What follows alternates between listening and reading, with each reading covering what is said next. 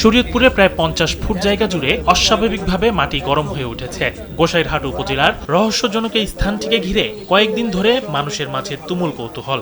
এখানকার মাটির নিচে কি আছে এই প্রশ্নের উত্তর জানতে ভিড় করেন উৎসুক জনতা।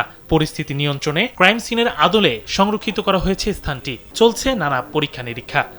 মাটির নিচে বিপুল পরিমাণ গ্যাসের মজুদ থাকতে পারে এই ধারণাকে সামনে রেখে পরীক্ষা চালায় Bangladesh exploration and production company limited Bapex.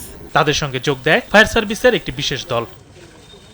মাটির যে অংশ গরম হয়ে উঠেছে সেখানে অগ্নিশিখা দিয়ে পরীক্ষা করে ফায়ার সার্ভিস। পরে এই গর্তে পানি দিয়ে যাচাই করা হয় সেখানে গ্যাসের মজুদ আছে কিনা। প্রাথমিক পর্যবেক্ষণে গ্যাসের কোনো সন্ধান পাওয়া যায়নি। বাপেক্সের পরিদর্শক দল জানায় গ্যাসের মজুদ থাকলে আগুন জ্বলে উঠত এবং দ্বিতীয় ধাপের পরীক্ষায় পানিতে বুদবুদের সৃষ্টি হতো, যার একটিও লক্ষ্য করা যায়নি।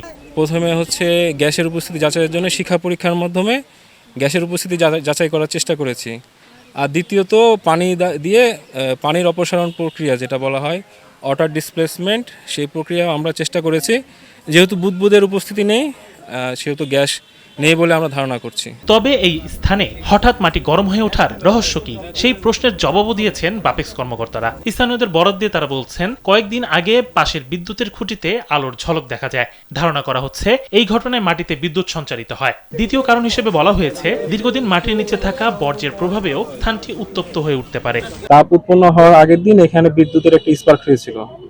এই জায়গাটার পাশে যে বিদ্যুতের পোলটা আছে তার মধ্যে সেটা থেকে একটা চার্জ মাটির মধ্যে জমা হয়ে তাপ উৎপন্ন হলেও হতে পারে। একটা ডোবা মতো ছিল, তো ওই ডোবায় ময়লা আবর্জনা ফেলতো, তো সেই ডোবার মধ্যে থেকে বর্জ্যের বিক্রিয়ার মাধ্যমে তাপ উৎপন্ন হয়ে থাকতে পারে, এটা আমরা ধারণা করছি। তবে উন্নত পরীক্ষার জন্য ঘটনাস্থলের 4 ফুট গভীর থেকে মাটির নমুনা সংগ্রহ করেছে বাপেক্স। ল্যাবরেটরিতে পরীক্ষা নিরীক্ষা শেষে মাটি উত্তপ্ত হওয়ার প্রকৃত কারণ সম্পর্কে নিশ্চিত হওয়া যাবে বলে জানায় সংশ্লিষ্টরা। ইমাম শরীফ, কালবেলা।